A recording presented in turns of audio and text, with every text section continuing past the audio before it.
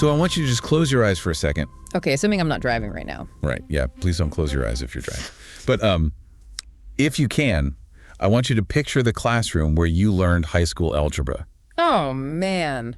Yeah, you're probably picturing like rows of rigid desks, a chalkboard, or maybe a whiteboard at the front, and a teacher just talking at you for an hour. Just a totally one-way street of information transfer. Exactly. You sit there, you take notes, and you just desperately hope you absorb enough information to, pass the test on Friday. Right, which is how we've done it for decades. But you can open your eyes now. Yeah. Because if you are listening to this, you are the learner. You're the kind of person who wants to stay insanely well informed about the forces shaping our world. But you absolutely do not want to drown in academic jargon to get there. And today, we are looking at a fundamental tectonic shift happening right under our noses. It's really changing the way human beings absorb knowledge. It's massive. And we're going to use this really fascinating primary source document today. It's called The Architecture of Engagement, a systematic analysis of gamification in global educational ecosystems. Which is a very academic title for a really, really cool topic. Yeah, I mean, the mission of our deep dive today is to decode how those passive lecture halls you just pictured are being aggressively transformed. They're turning into these incredibly dynamic, psychologically fueled environments. Yeah, the text synthesizes all these high-repute educational journals, cognitive research, and institutional white papers, and they all point to a very specific methodology for influencing not just learner behavior, but their actual emotional resilience. Okay, let's unpack this right out of the gate because we need to establish a crucial baseline just so you, the listener, know exactly what we are and honestly what we are not talking about today. Right, definitions are important here. Yeah, because when we say gamification, we are not talking about throwing a video game at a kid and hoping they learn math through osmosis. No, not at all. You really have to separate the concept of gamification from game-based learning. That is the vital first step. Okay, so what's the difference? So game-based learning is when you use a full-scale, standalone game to teach a curriculum. Like if you grew up playing the classic game Oregon Trail. Oh, I loved Oregon Trail. So many of my digital oxen died. Right. But that is game-based learning. The game itself is the teacher. You learn about dysentery and river fording because the game literally forces you to. Okay, so the curriculum is inside the game. Exactly. Gamification, on the other hand, is the application of game design elements. The researchers in the text actually call them ludic principles, but it just means game mechanics. You use those within non-game contexts. So it's like a structural, psychological layer added on top of the existing curriculum. Yes. You're taking the underlying mechanics that make games so ridiculously addicting. The points, the experience bars, leaderboards, badges, overarching narrative quests, and weaving them into a standard lesson plan. So it's not playing a game, it's turning the act of learning into a game-like experience. Exactly. And while that feels like a very modern Silicon Valley type concept, the term gamification actually had its conceptual inception back in 2008. Oh, wow, that early. Yeah, but the text notes, it wasn't until around 2010 that we saw widespread pedagogical adoption. That's when educators and developers really started figuring out how to map these mechanics onto rigorous learning objectives in a measurable way. And I want to make a promise to you, the learner, right now. By the end of this deep dive, you are going to understand so much more than just how a teacher gives out digital stickers. Oh, absolutely. The stickers are just the surface. We are going to explore the psychological levers of human motivation, how these systems are actually designed to prevent burnout, both for students and the workforce, actually. And critically, we're going to brief you on the hidden data privacy wars currently being fought in modern schools. Because there is a ton of sensitive information these platforms generate. Yeah. But to understand why this works, we really have to start with the blueprint of motivation. Right. We know what gamification is now, Right. The structural layer of game mechanics. But the more important question is why? Exactly. Why does giving a kid a digital badge suddenly compel them to voluntarily do 20 extra math problems on a Tuesday night? Right. Because kids aren't stupid. They know a badge on a screen isn't real currency. They can't buy a car with it. So what is the actual engine driving that behavior? The theoretical engine powering all of this is a framework called self-determination theory, or SDT. SDT, okay. Yeah, and the research is very clear that well-designed gamification is not just a technological veneer. It's not just a shiny coat of paint on a boring worksheet. It's deeper than that. Much deeper. It actively engages neurocognitive pathways that drive persistence by satisfying innate human needs. SDT was pioneered by researchers named Edward Deci and Richard Ryan. What does their theory actually state? It essentially states that for any individual to achieve optimal psychological growth and internalize their motivation, meaning they want to do the thing for its own sake, not because a boss or a teacher is threatening them, 3 specific innate needs must be satisfied. And what are those 3 needs? Autonomy, competence, and relatedness. Autonomy, competence, and relatedness. Okay, let's take these one by one because I can already see how this applies to so much more than just like a 5th grade classroom. This is management, this is parenting, this is self-improvement. Let's start with autonomy. Yeah, autonomy in a gamified context is fostered by providing learners with what the literature calls voice and choice. Voice and choice, I like that. Right. Think about a traditional classroom. The teacher says, read pages 10 through 20 and answer the 5 questions at the back. There is 0 autonomy there. You're just following orders. Exactly. But when students are permitted to select their own learning paths, or choose from a menu of diverse assignments to prove their knowledge, or honestly even just customize their digital avatars within a learning platform, they start to perceive their actions as self-chosen. It's like how you feel so much more motivated to stick to a running routine when you are the one who picks the route. Like if someone forces you to run on a treadmill facing a blank wall, it's literal torture. But if you map out a trail through your favorite park, you suddenly want to do it. You chose the path. Let's actually build on that running analogy because it's not just about picking the route. It's the psychological feeling of being the author of your own destiny. Autonomy removes the friction of coercion. Because nobody likes being told what to do. Right. The moment a brain feels coerced, it throws up defensive walls. Gamification sneaks past those walls by offering a choice, even if, ultimately, all the choices lead to the exact same educational outcome. That is so smart. Okay, so then we move to the second need, which is competence, which, back in the running analogy, is the feeling of checking your smartwatch and see your split times drop week after week. You have tangible, undeniable proof that you are getting better at the task. But how does a teacher engineer that feeling? Competence is addressed through the level-up mechanics and the immediate feedback loops inherent in games. Think about a complex learning objective, like mastering long division or understanding cellular mitosis. It's completely daunting. It is. And if you kick student a 100-point test at the end of the month, the feedback is massively delayed. But gamification breaks that massive goal down into bite-sized, manageable quests. Oh, right. So you're not climbing the whole mountain at once. Exactly. Every time a student completes a microstep, the system provides immediate feedback. It could be a sound, a visual progress bar filling up, a burst of points. So you don't have to wait 3 weeks for the teacher to grade the paper to know if you were smart or not. You know instantly. Precisely. It provides a continuous sense of mastery. And the neurology here is crucial. Immediate feedback triggers a microdose of dopamine, which physically wires the brain to associate that specific academic challenge with a feeling of efficacy. That makes a lot of sense. And then we have the third piece of STT, which is relatedness. Yes. Which is feeling connected to other human beings. In the running world, that is the difference between running completely alone in the dark versus joining a weekend run club. You are working towards a goal together, suffering together, celebrating together. And in gamification, relatedness is cultivated through collaborative challenges. But the text adds a very, very important caveat here. Okay. The most effective educational systems emphasize team-based achievement over isolated cutthroat competition. Oh, interesting. So not just a giant leaderboard for the whole class. Exactly. If you just throw up a leaderboard that ranks every kid from 1 to 30, the kids at the bottom feel alienated, not related.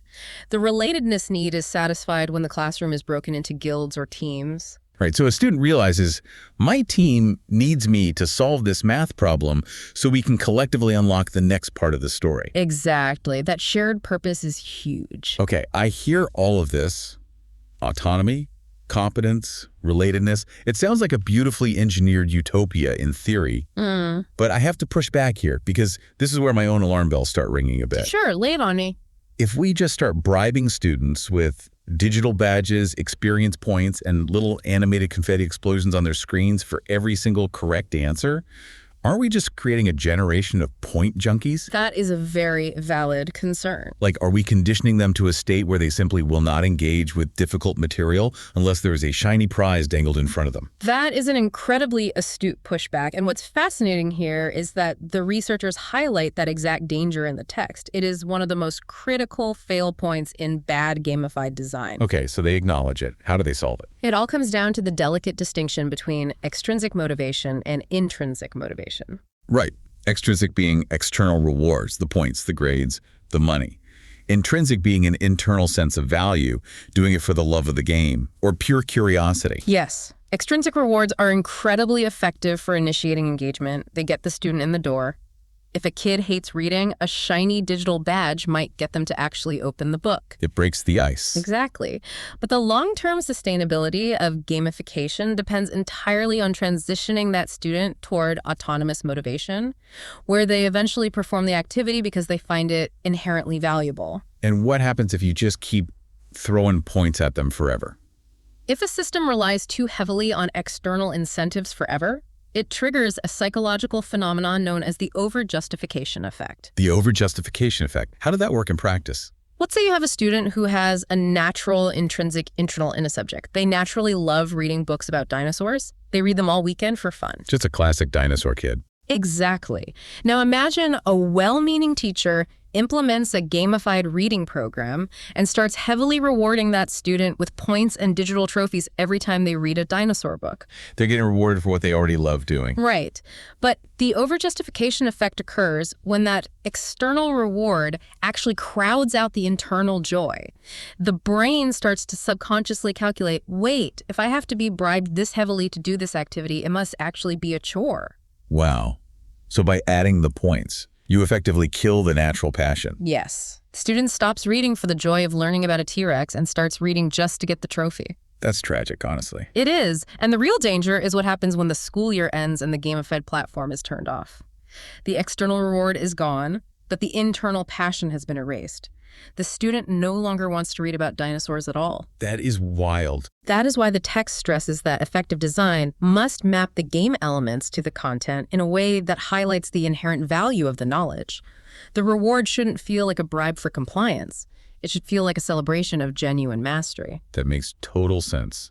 Now, the paper also dives into a few other psychological frameworks that map to these game mechanics beyond just self-determination theory. We have flow theory, goal-setting theory, the ARCS model, and classic conditioning. Let's not just gloss over these because I want to understand the actual mechanisms at play here. Let's start with flow theory. Yeah, flow theory was developed by the psychologist Mihaly Csikszentmihalyi. Flow is that state of being so completely absorbed in an activity that you lose track of time. Like when you're reading a great book or playing a video game and suddenly it's 2 a.m. Exactly. In gaming and in gamified education, this is achieved through maintaining a state of optimal challenge. It's the Goldilocks zone. Right.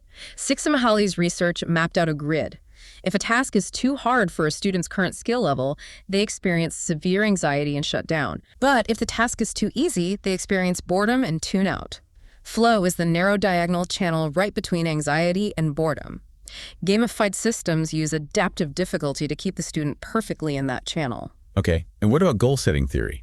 How does that change the way a student approaches, say, a random Monday morning? Well, goal-setting theory is about providing clear, hierarchical objectives.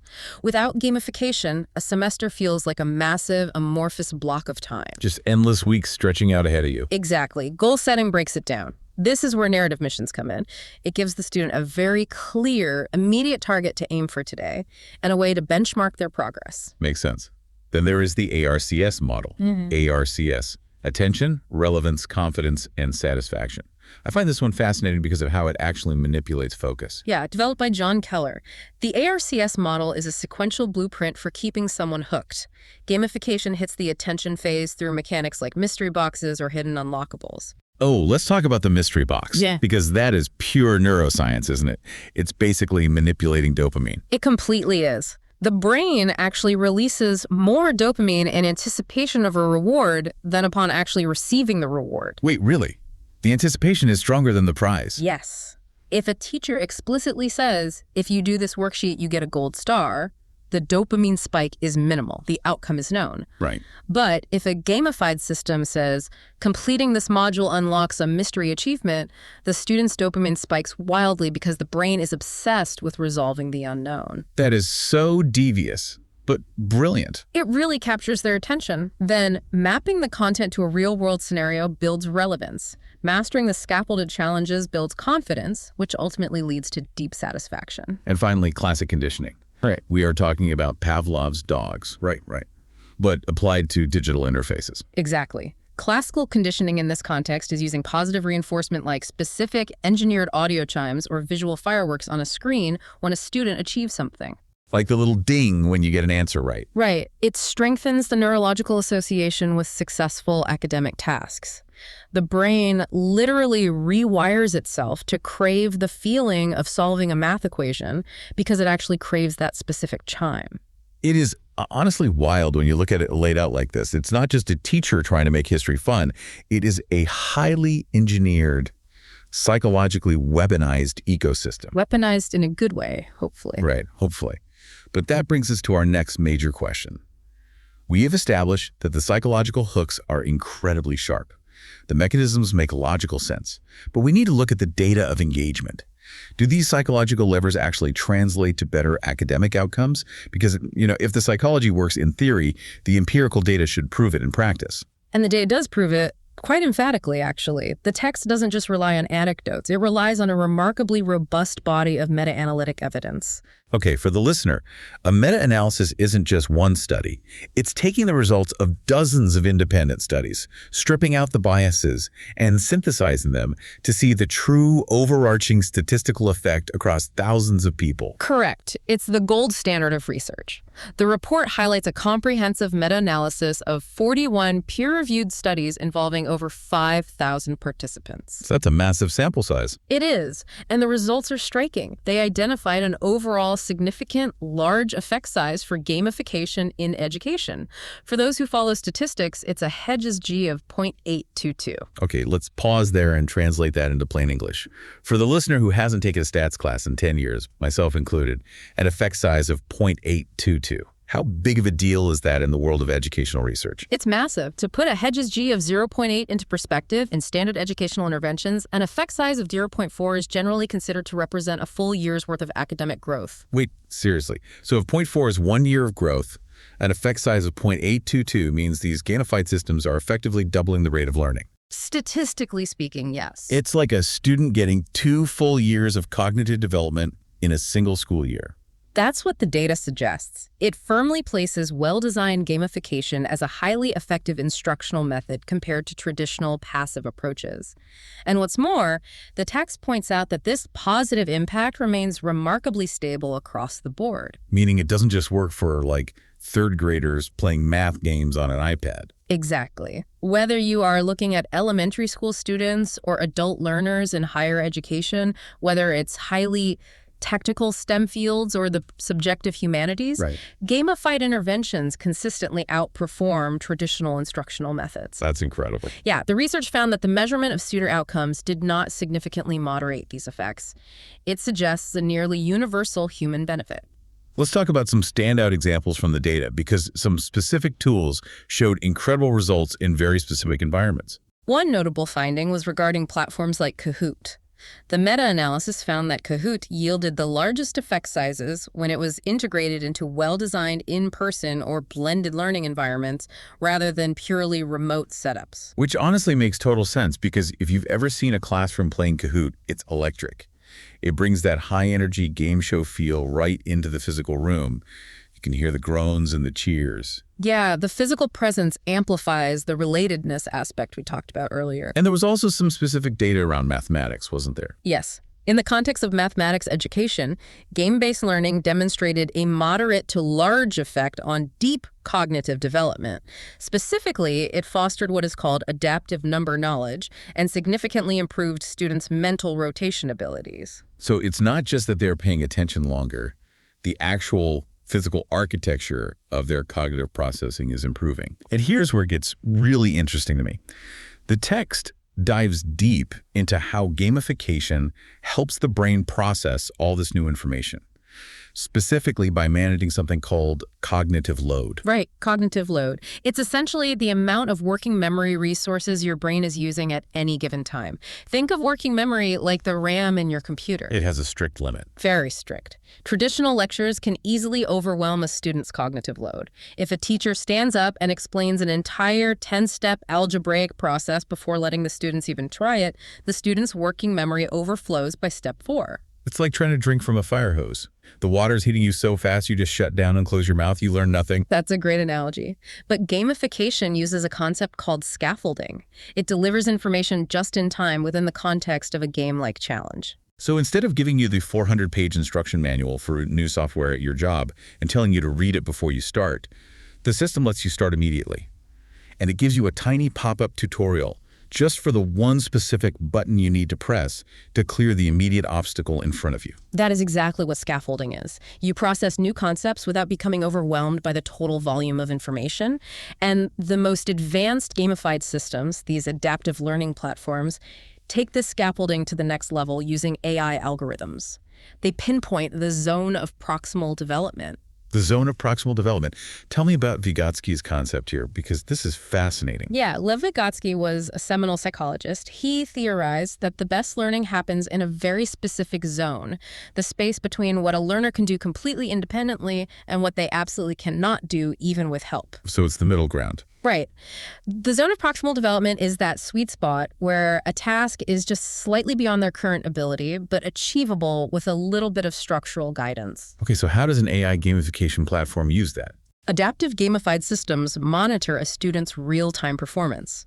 They track how long they hover over an answer, how many times they click the wrong option, and they use algorithms to dynamically adjust the difficulty of the next task on the fly to keep them trapped exactly in that zone. That is so cool. Think about this in a real-world context for you, the listener. It's exactly like stepping onto a highly advanced smart treadmill. Okay, I like where this is going. Right.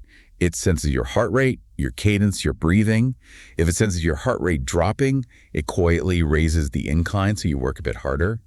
But if it senses you are about to hit your maximum threshold and pass out, it lowers the speed the exact second before you get too exhausted. Yes. It never lets you get bored, but it never lets you fall off the back either. It keeps your brain perfectly challenged. That analogy perfectly captures the mechanism. The algorithm ensures the cognitive challenge is always high enough to demand engagement, but never so high as to cause total frustration. Okay, so we've established that gamification optimizes cognitive performance. It manages the working memory load, it keeps you in the optimal zone, it doubles the rate of learning. The data speaks for itself. But here's the reality check. We are talking about human beings here, not meat computers processing algorithms. Very true. You can optimize a teenager's cognitive performance all day long, but if you run that cognitive treadmill at 100% capacity for 8 hours a day, the engine is going to melt down. High cognitive performance leads to severe burnout if the emotional reality of the student isn't addressed. Which brings us to the crucial human element, the social emotional impact of these systems. Modern educational research is increasingly viewing gamification not just as an academic booster, but as a preventative framework for addressing student anxiety, isolation, and burnout. The text details something called the gamification-based emotional connectivity model. And this really shifts the spotlight away from the software and onto the teachers. It argues that teachers need to transition from being mere instructors to becoming emotional facilitators. It is a profound professional shift. The model highlights how integrating these ludic elements with empathy-based instruction fundamentally changes the power dynamic in a classroom. The key to this is using game mechanics to create what we call a psychologically safe environment. Let's explore what psychological safety actually means in a school. Because in a traditional classroom, failure is often final, right? Yeah, unfortunately. You study, you take a test, you get a D or an F. That F goes in the grade book in permanent ink. Your parents see it, your peers might know about it, and you carry that shame with you for the rest of the semester. The trauma of the F grade actively discourages the student from ever taking an intellectual risk again. You've hit on the core problem of traditional education right there, but gamification reframes the very concept of failure.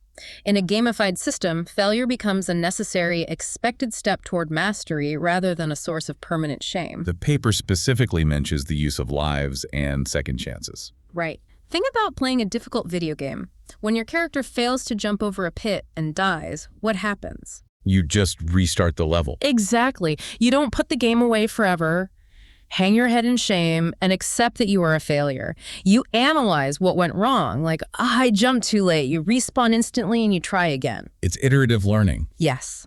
When educational platforms use lives or second chances, it allows students to take intellectual risks without the fear of permanent, documented failure. It fundamentally changes their relationship with being wrong. It makes it okay to fail, which ironically is the only way we actually learn anything anyway. Right. And the text also mentions how this specifically helps students who have experienced trauma or chronic academic struggles.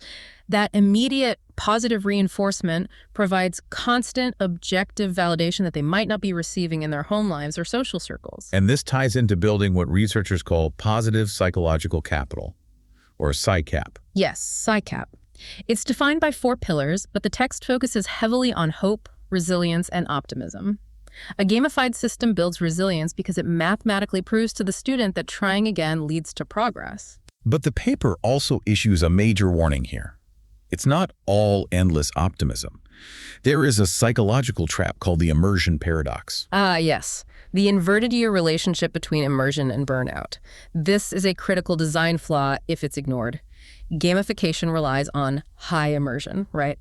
And moderate immersion in a gamified task is highly beneficial. It reduces general anxiety by focusing the student's attention entirely on the immediate task. They enter that flow state we discussed. But what is the paradox? The paradox is that if the immersion is excessive and there are no opportunities for neurological recovery, it leads to what researchers call motivational depletion. The student simply runs out of cognitive and emotional gas. So if you picture an inverted U curve on a graph, the line goes up, up, up, engagement and focus are peaking at the top of the curve, and then if the game doesn't stop, the line just falls off a cliff into total exhaustion. Exactly. Therefore, the most successful gamified systems do not just push relentless action and continuous leveling up, they explicitly incorporate rest cycles. What does a rest cycle actually look like in a gamified classroom? Does the computer just lock them out? It can be digital, like a mandatory cooldown timer before the next quest unlocks, but more often it is actually facilitated by the teacher. These are deliberately designed moments of reflective sharing. Like a structured pause. Right. The teacher might pause the platform and say, okay, everyone step away from the screens. Let's do a 5-minute journal entry on what strategy frustrated you the most in that last level. It allows students to decompress, step back from the mechanics, and internalize their progress before their motivation is depleted. Okay, so we are managing the cognitive load and taking care of the students' emotional needs with rest cycles. But we have to talk about the adults in the room. The teachers. Yes, because reading this, looking at the AI algorithms, the adaptive difficulty, the automated scaffolding, a question immediately pops to mind. Does this mean teachers are just becoming glorified tech support for these educational software companies? Are they just there to make sure the iPads are charged? It's a very common fear, especially with the rise of AI in the classroom, but the research refutes it entirely. The role of the educator is fundamentally altered, yes. But far from being replaced by technology, teachers are elevated. They must become sophisticated, experienced designers. They become the architects of the engagement. They aren't delivering the information. They're designing the environment where the information is discovered. Beautifully put. And while that shift requires new skills, the data shows it actually has profound positive implications for teacher motivation and retention. Which we desperately need, right? Absolutely. We have a massive teacher burnout crisis globally, but the text cites meta-analytic data from 2026 showing that gamification has a medium positive effect on motivation and teacher education itself, with a Hedges G of 0.538. So it's not just the students who are getting motivated, the teachers are feeling the effects too. Because systems that recognize teacher achievement through micro-credentialing or provide clear, data-driven feedback on how their students are progressing help foster a more resilient workforce. The paper even talks about gamifying administrative tasks. Wait, like gamifying the grading of papers and filling out state compliance forms, the mundane, monotonous stuff every teacher dreads. Yes, exactly. Providing immediate feedback on administrative tasks can reduce the feeling of meaninglessness that often contributes to staff burnout. But the text is fiercely clear on one point. This only works if the organizational culture is supportive. Gamification must be implemented as a tool for empowerment. Let me guess. If administrators use gamification as a mechanism for surveillance or punitive competition, Yeah, it becomes a dystopian nightmare. exactly. If a principal puts up a cutthroat leaderboard in the staff lounge showing which teacher grades papers the fastest or who has the lowest disciplinary referral rate, it will backfire spectacularly. It destroys relatedness and autonomy. It has to be culturally aligned with support, not punishment. Okay, so we understand the cognitive stakes, the emotional stakes, and the impact on both the students and the teachers. The obvious next question is execution.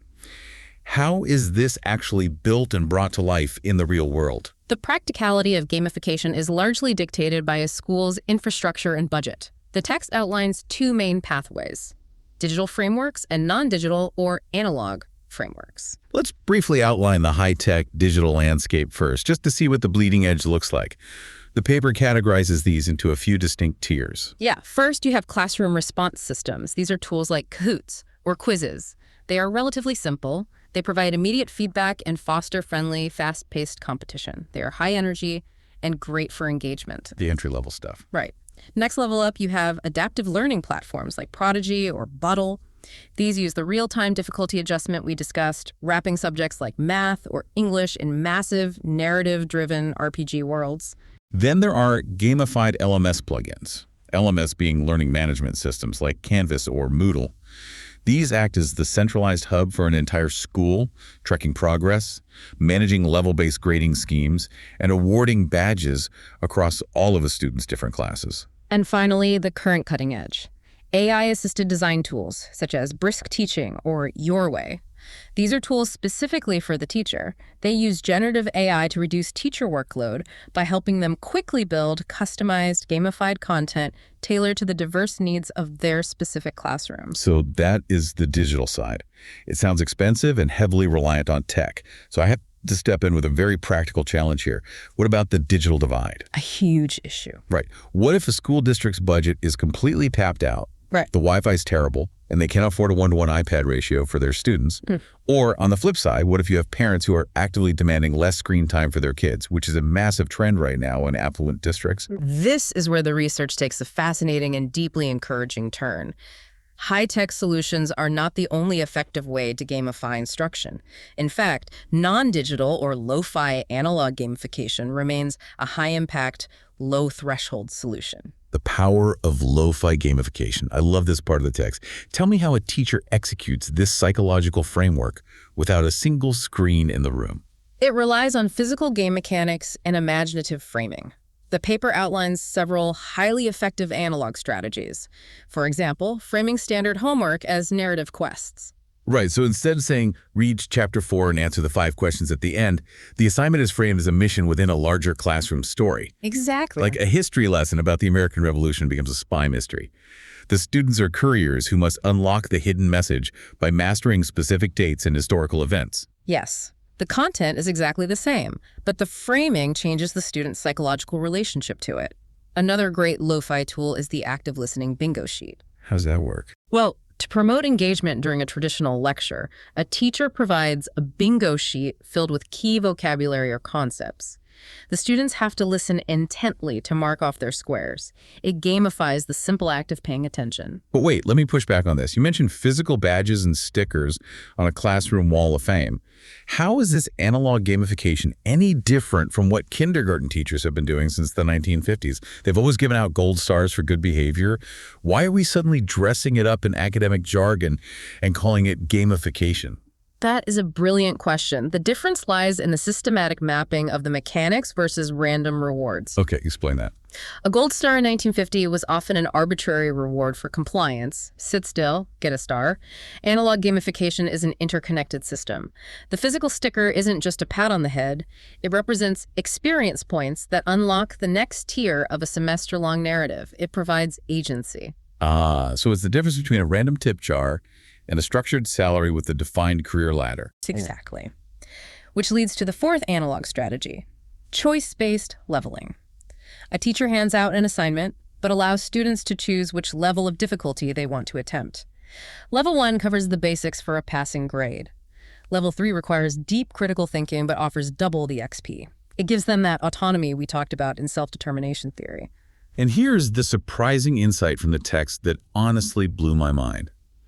Students in these analog, non-digital gamification settings often report higher course satisfaction than those using the million-dollar digital platforms. How is that even possible? Even though the digital platforms technically offer highly precise cognitive tracking and automated adaptive scaffolding, the analog approach often wins on pure emotional satisfaction. The researchers attribute this to the tangible, deeply social nature of the physical interaction. Human connection. Yes, rolling physical dice together, manually moving a token on a board, handing a tangible sticker to a peer. It creates a visceral, communal experience that sterile digital interfaces often struggle to replicate. It proves you don't need a massive software budget to fundamentally change how human beings engage with learning. But speaking of budgets, whether a school is using analog dice or advanced AI algorithms, these systems require serious infrastructure and oversight. The fun and games stop immediately when the money dries up, or, much worse, when a student's highly sensitive cognitive data is compromised by a hacker. Which brings us to the final and perhaps most critical overarching theme of the text, the guardrails. Implementing these systems requires robust budgets, extensive teacher training, and ironclad institutional governance. Let's tackle the financial barriers first. If a district wants to implement the digital side, how do underfunded schools survive the initial cost? The report highlights several strategies. One is utilizing freemium models, where schools can start using basic features of an edtech platform for free to prove its efficacy before deciding to leverage grants for the paid premium tiers. Another is prioritizing cloud-based tools that are optimized to run efficiently on standard existing internet speeds, rather than requiring the district to buy massive, expensive hardware upgrades for their local servers. And there's also state-level funding available if administrators know how to navigate the bureaucracy. The text mentions specific examples, like the K-12 cybersecurity initiative in Texas or the Safe K-12 program in South Carolina. Districts can leverage these programs to bolster their underlying network infrastructure to support these tools. But as we said earlier, infrastructure isn't just routers and bandwidth, it's the humans running it. Correct. Even with unlimited funding, gamification fails if it isn't aligned with actual educational objectives. The ludic elements cannot become a distraction from the core curriculum. Therefore, successful districts invest heavily in professional development focused on game design thinking, teaching educators how to systematically map specific game mechanics directly to rigid state testing standards. Okay, we need to pivot to the darkest corner of this whole topic, the data privacy minefield. Because these digital gamification platforms are tracking absolutely everything. Everything. They are tracking how long a student pauses on a math problem, what choices they make under pressure, what time of day they learn best. That is an ocean of incredibly sensitive behavioral and cognitive personal data.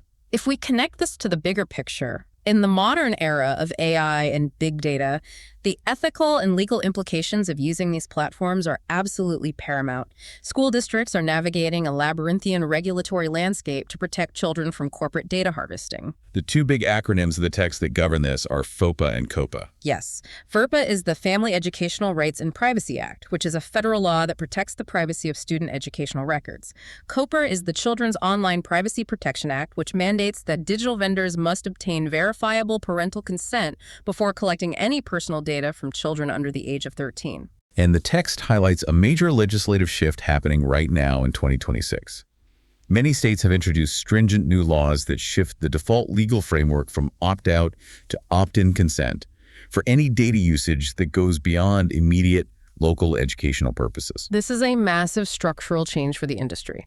It means vendors cannot automatically harvest a student's data to build behavioral profiles, or use that data to train their future AI models, or sell it to third parties unless a parent explicitly signs a form opting in. And to enforce this, the burden falls heavily on the specific legal contracts signed between the local school districts and these massive edtech vendors. The contract is the primary and often only line of defense.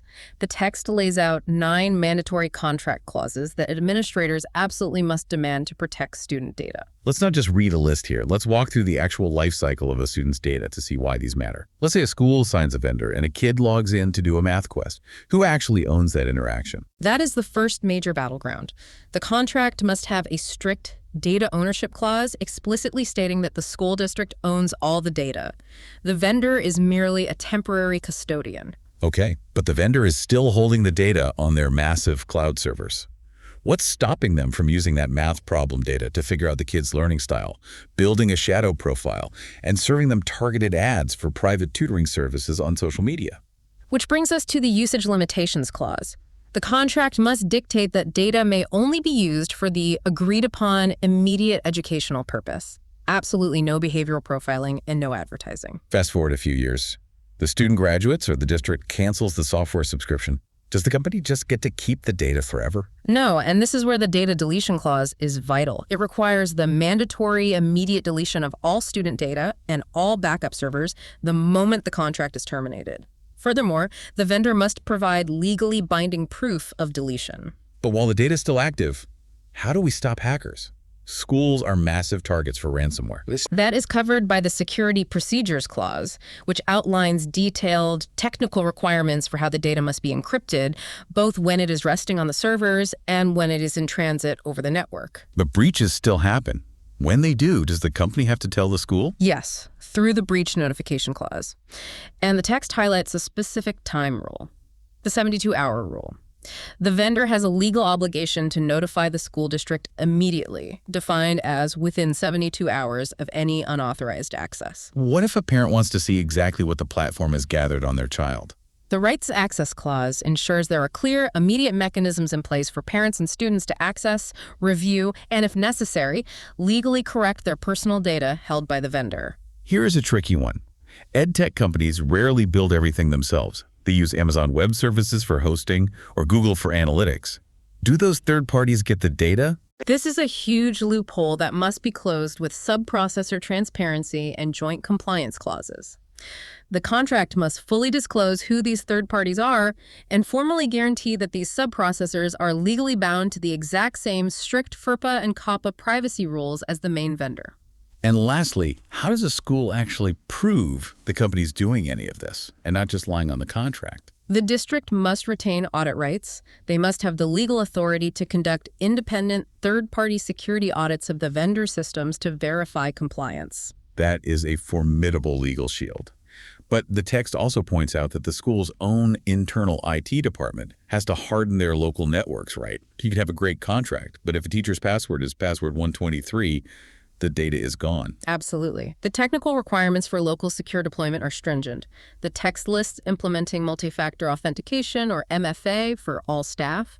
They also emphasize enforcing zero trust network principles. Explain zero trust for the listener, because that's a buzzword that gets thrown around a lot in corporate IT. Yeah, traditional networks operate like a castle with a moat. If you are outside the moat, you are untrusted.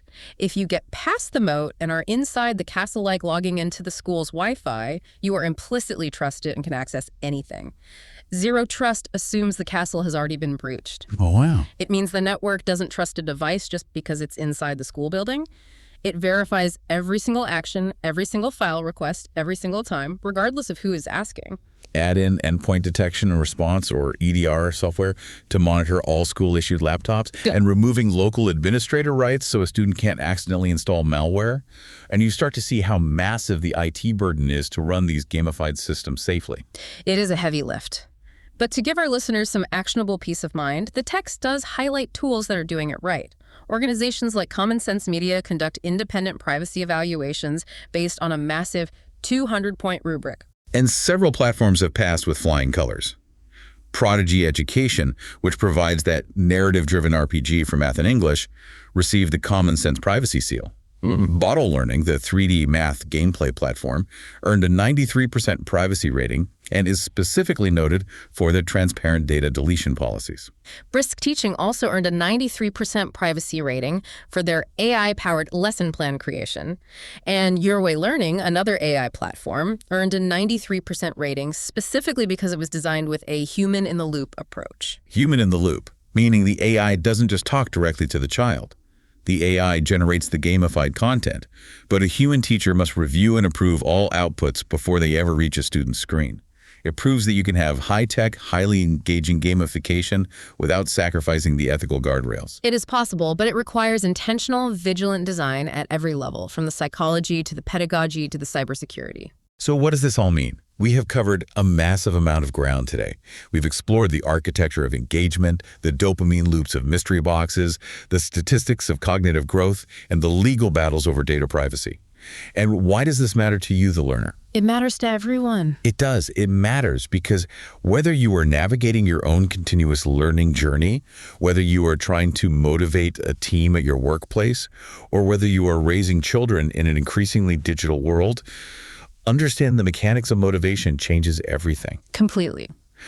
When you understand that true, sustainable engagement requires satisfying the fundamental human needs for autonomy, competence, and relatedness, it fundamentally alters how you present information. You stop relying on coercion and start building environments where people want to engage. It changes how knowledge is absorbed, retained, and celebrated. Gamification, at its absolute core, is about transforming the act of learning from a passive chore into a self-driven pursuit. It builds emotional connectivity, it actively buffers against cognitive burnout, and it creates a psychologically safe space where humans are allowed to fail, analyze, and grow without permanent shame. But looking at the totality of this research, it does leave us with a lingering, slightly uncomfortable thought. And what is that? We've seen throughout this research how perfectly gamification scaffolds the learning experience. It adapts to our exact needs. It perfectly measures out the cognitive load so we are never overwhelmed. It buffers us from the harshness of permanent failure with extra lives, instant respawns, and second chances. We have a padded room. But it raises an important question for you to mull over. If we successfully gamify all of education from kindergarten through college to perfectly align with our psychological comfort, do we risk leaving students fundamentally unprepared for the unscaffolded, ungamified, deeply unfair reality of adult life? Oh, wow. When you enter the workforce, there are no extra lives. The difficulty isn't perfectly adapted to your comfort zone, and the feedback isn't always immediate or fair. Are we building brilliant, motivated learners who might struggle to function outside of the game? Wow. That is the perfect question to leave hanging in the air. The stark contrast between a perfectly tailored algorithmic classroom and the messy, ungamified, chaotic reality of the real world. I love that. Thank you so much to our expert for guiding us through this incredibly complex material today, and a massive thank you to you, the learner, for joining us on this deep dive. Take these concepts, look for the mechanics in your own life, keep asking questions, keep staying curious, and we will catch you next time.